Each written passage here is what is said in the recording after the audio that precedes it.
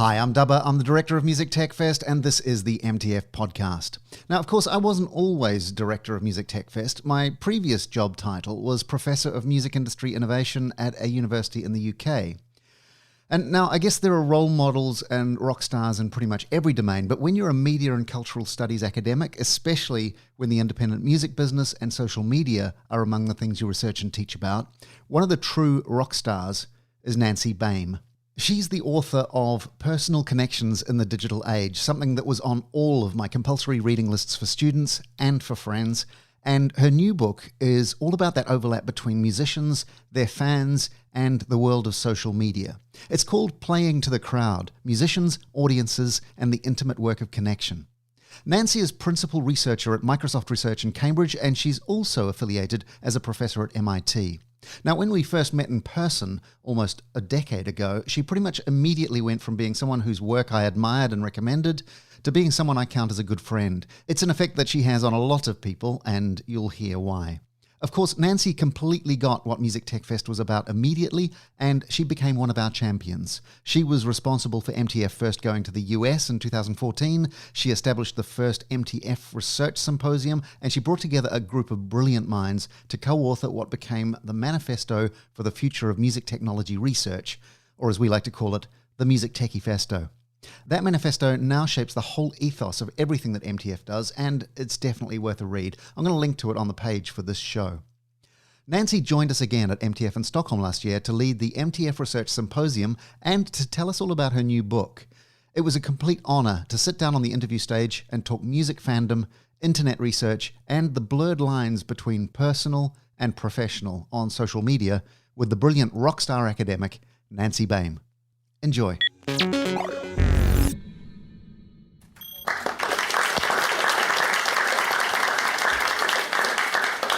You've even got a book award named after you, haven't you? This is how Rockstar is. I do. Yeah, the Nancy Baym Award. Yes. You want to start telling us a little bit about that?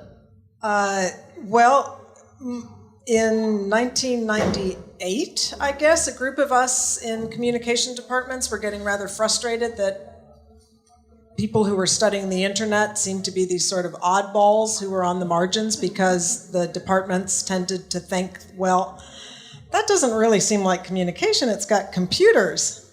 And so a group of us got together and started our own conference, which is the Association of Internet Researchers. And I did a lot of work with that organization over the next decade, a tremendous amount. And so they named the book award, the annual book award, after me. So I am not dead, and yet I have something named after me, which is really exciting.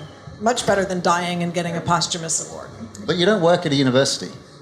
I have an affiliation with MIT, but I'm at Microsoft Research now. I was a university professor for 18 years, and then Microsoft Research came calling, and in contrast to most big tech companies that have research divisions, we do not, well, Microsoft Research's focus is not proprietary research. Our focus is contributing to the academy. We actually have an open access publication policy. So it was an opportunity to, I think of it kind of as like corporate sponsorship. It was a way to come and do any kind of research I want. I still remain totally curiosity-driven. Nobody tells me what to study. Nobody reads what I've written before publication. I publish things like Rants Against Capitalism, and nobody seems to mind. So it was just a really exciting opportunity to, as I said at the time, to kind of level up my career and see what would happen if I had that kind of resources and that kind of support and that kind of freedom to just be a scholar. So I love teaching. I have taught at MIT on occasion. I still serve on graduate committees, but mostly I just scholar and kayak. I'll get to the kayaking. I noticed you dropped that in there, so I will return to it. But you said you're curiosity-driven. Where does your curiosity take you, and where does it come from? Well, I mean, it comes from, I'm raised by academics. You know, we had dinner table, we had the Oxford English Dictionary at the dinner table, at the shelf right there, and I swear to God, at least once a week during dinner we had to say, what's the origin of that word? And go run and look it up before we could continue eating. So my mother was a university professor, my stepfather was, my father is, so I come from a long line of people who have made our livings asking questions and wondering what's going on. And where does it take me? Lately, it's taken me to, usually it takes me to questions of how has technology reshaped or affected the ways that people interact with each other and with what consequences. So I'm always curious about the role of technology in people's everyday lives, and both how people are interpreting them and media is discussing them and the discourse about technologies that's always circulating, but also empirically, I really like going out and talking to people and really trying to understand from their perspectives how they're understanding new technologies, which is usually quite different from how the public discourse would have you believe. But you come at this quite often through the medium of pop music. I have. My dissertation was about a discussion forum on the internet where they were talking about soap operas. This was in the early 1990s. I believe it was the first dissertation about online community. And so I have a long-standing interest in audiences, and I had really avoided dealing with music for a very long time because I love it so much that I didn't want it to be work. You were just talking about, I don't want my hobby to be my work. I thought, oh no, if it becomes my work, I'm doomed. I'll never have pleasure again. But I kind of found myself in a situation where it just kept coming up. And so it actually started with an interest in Swedish independent pop music because I had, in 2005, I guess, I had sort of fallen in love with all these Swedish indie pop bands, and I was living in Kansas, and I sort of said, how is it even possible that I am sitting in Kansas and I know more about Swedish indie pop than most Swedes?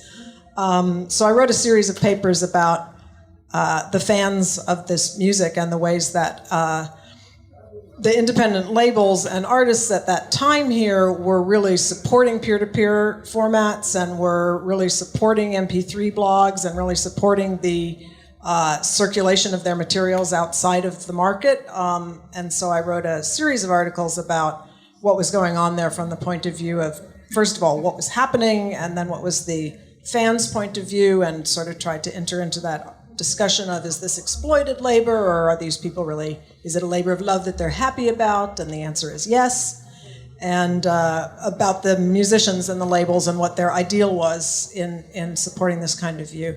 That led to my being invited to music industry events, which I think is how I actually finally met you in person at All Together Now in Berlin, I think is where we met. So then I started going to these events where I would hear musicians like Zoe Keating, who were amazing, or Steve Lawson, another mutual friend of ours, who's also really good at the media, talking about all these great ways you could use social media to connect with your audiences. And I would hear people from labels and management and things like that getting up on stage saying, well, if you want to make money after the global decline and the collapse of recorded music sales, connect with your audience online and engage them, and then you can monetize them. And it all sounded so simple. And I've got a PhD in communication, and if I know anything, it's that connecting and engaging does not lead directly to monetizing, and it's anything but simple. So and I'd hear these musicians kind of go, do I have to use Flickr? Is Flickr important? And I sort of thought, wow, there's a huge disconnect between what these people are being told to do and the lived reality of actually doing it. And I thought, somebody's got to write about this. And after a few more conferences, I looked around and said, oh, I'm the only academic in the room. I guess I'm that somebody.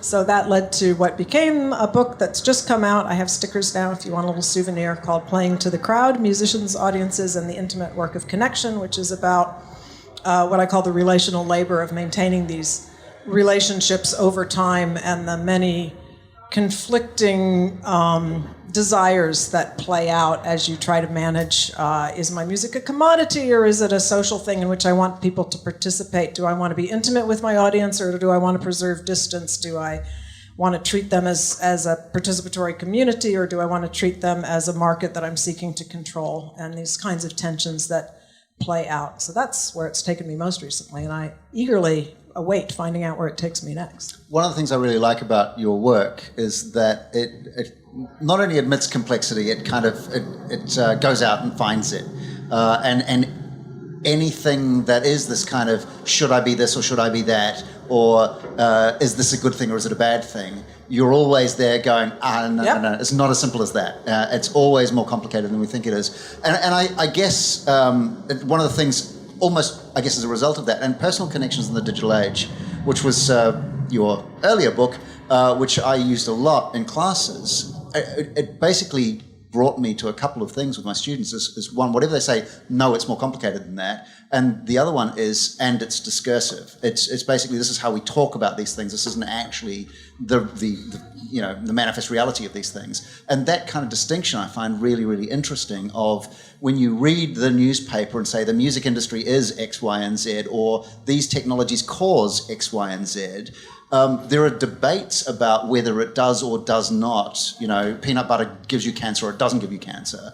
But what your work seems to be, it's like those aren't even the right discussions. Those aren't even the right. The kind of the complexity under that layer is the interesting bit. Would that be a fair characterization? There were a lot of characterizations there. I just wanted to say on the complexity, I work with a mathematician, and he says to me, you say it's complicated like that's a good thing. Of course, it's the opposite of what mathematicians are after. I would say,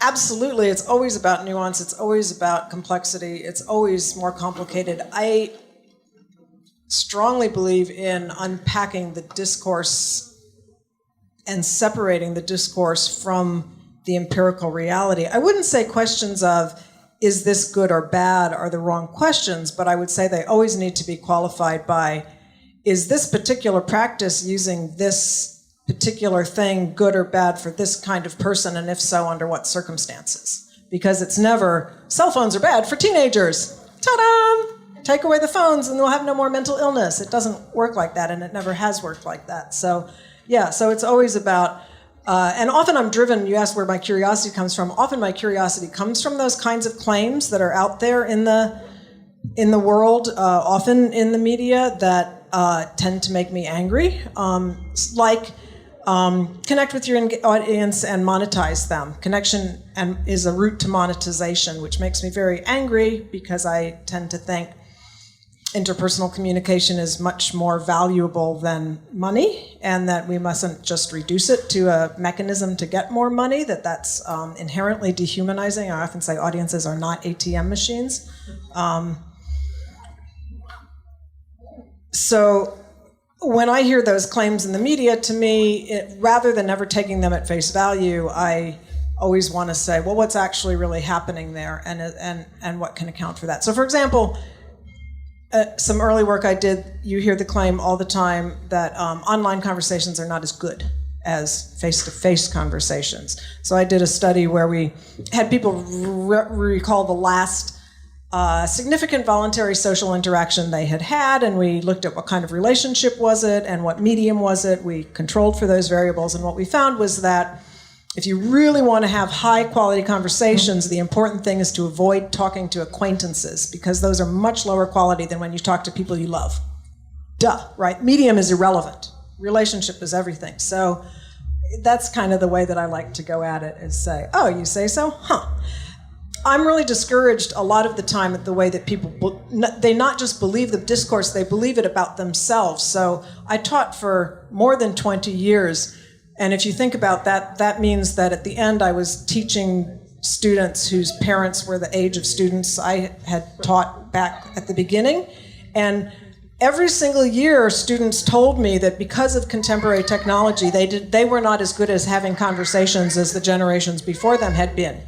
And so I keep thinking, where is this generation that doesn't know how to have conversations? I haven't seen them yet. I mean, my kids seem to do okay. They look at their phones all the time, and then they put them down and they talk to each other. They don't go, they know how to do it, so. Not only that, but the things that they're doing they're not just using their phone, they're having conversations. They're just that's the other thing, of course, is, when we say the phone or the computer, can you even imagine having the kinds of conversations about the conversation, right? Is the conversation good for people or bad for people? Does conversation make people ill? Are you addicted to conversation? Do you need to step away from conversation? Or are telephones making people bad at talking to people? Well, and there was a lot of research arguing that, right? At the beginning, well, not research, but there was a lot of panic about that, right? Telephones, there were early concerns that telephones in rural households would lead to women spending all of their time on the phone talking, babbling, and then they wouldn't vote, and it would be the deterioration of civil society. So, these things are very cyclical. Every new technology, robotics is a great example. You can look at what people say about robots, and, well, it looks a lot like what people said about the alphabet. It just doesn't change that much over time. We've got some really consistent tropes that we pull out over and over and over. And people don't realize that, so they not only believe those tropes are true, but they feel bad about themselves because they've bought into it. And that's what really upsets me, is when people think that I'm not good at this, and they then romanticize this previous time where everybody got along and all conversations led to mutual understanding, and there was no mental illness and no sadness, and our parents never got divorced because they knew how to have relationships because they didn't have the computer or cell phones. Yeah. Fantasyland. The flip side of that, of course, is when I was talking to independent musicians, which I did a lot, they would come to me and say, what should my internet strategy be? What should my Facebook strategy be? And because I take all of these things as conversations, my answer would always be, what's your telephone strategy? What's your, what's your sending letters strategy? Or what's your having a conversation? And Steve Lawson's line, which I always loved and I keep bringing up again and again, is he would always say, having friends is a fantastic marketing strategy until they find out they're a marketing strategy, and then they're not your friends anymore. And so there is that kind of conversational contextualization of this as well. But I'm really interested in that. There's a couple of directions I want to take. One is the popular music anchoring in your life, because you've got some really great pop fandom stories in your arsenal that you can bring up, because you're a serious pop music fan. You're not just a kind of I like pop music, or I heard some Swedish bands and I like them. You take your fandom quite seriously. Yes, perhaps too seriously. Somebody once told me when I was a teenager it was a phase I was going to outgrow, and I was so offended I became deeply, deeply committed. Can you give us an example of the deep commitment of that fandom? We don't have a lot of time. So anybody know the Norwegian band Madrigada? They put out an album in 1999, and then they broke up in 2008 when their guitarist passed away, and then last month they announced that they're reuniting to play their first album in its entirety, 2 nights in Oslo, and I immediately bought tickets, and I'm going to fly from Boston to Oslo for 2 nights. So does that count? That counts. And the other thing that I want to get Want me to tell my REM story? No, well, you can. No, buy the book, it's in there. Buy the book, there's a really good REM story in there. I'm going to spare you that. I was actually going to say the kayaking thing I wanted to pick you up on, because one of the things that you do online, in terms of whether it's a persona that you portray online or whether you think about it in terms of just speaking to your friends or so on, your personal life is to a certain extent available online. And so I know you live in this incredible house by a lake and you go kayaking and all the rest of it. And okay, so there's the work-life balance thing that you can address if you want to, but just how do you define what is known and what is not known, and are there any lessons that should be drawn from that, given that you've studied this properly?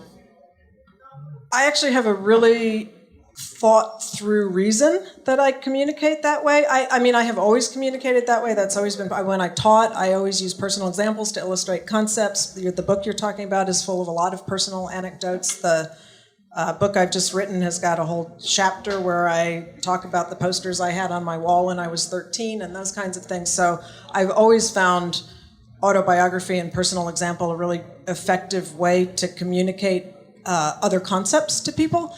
But one thing that became really apparent to me very, very, very early in my career is that we have very few role models of women who have lives as well as careers, and that most of the women who we see who have pretty successful careers on social media, all they talk about is their work.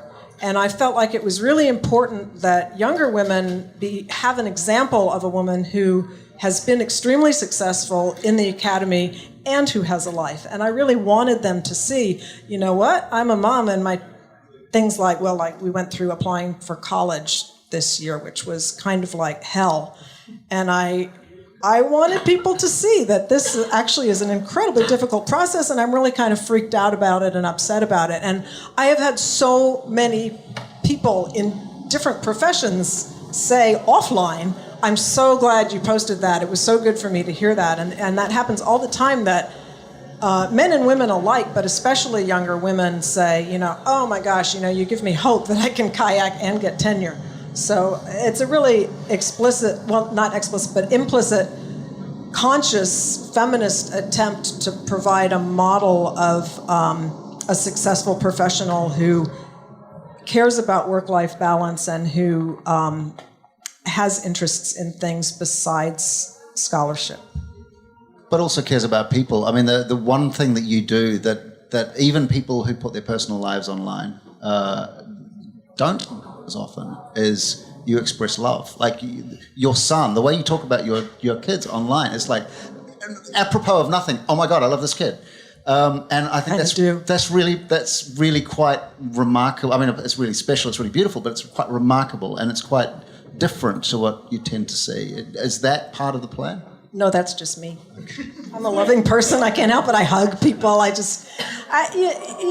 do feel like in this moment where, especially on Twitter, which has just become such a total outrage machine, it is important to express positivity and to, which is not to say we don't also need to challenge and resist and be negative when necessary, but nobody wants to hang out in a complain fest, and I think it's really important to celebrate the things we love, and I do love my children, and I love a lot of things, so if I'm in love with music, I post about that incessantly, so I'm sure that people, you're saying these things like they're really good, but there's also always these things where I'm thinking, oh my gosh, nobody wants to hear about my kids anymore. Nobody wants to hear about how I can't stop listening to Nacho Vegas's album, and nobody wants to hear about this or that. But then things like this happen, I go, oh, actually, maybe they do. Yeah, you're wrong. Sorry about that, but you're just wrong.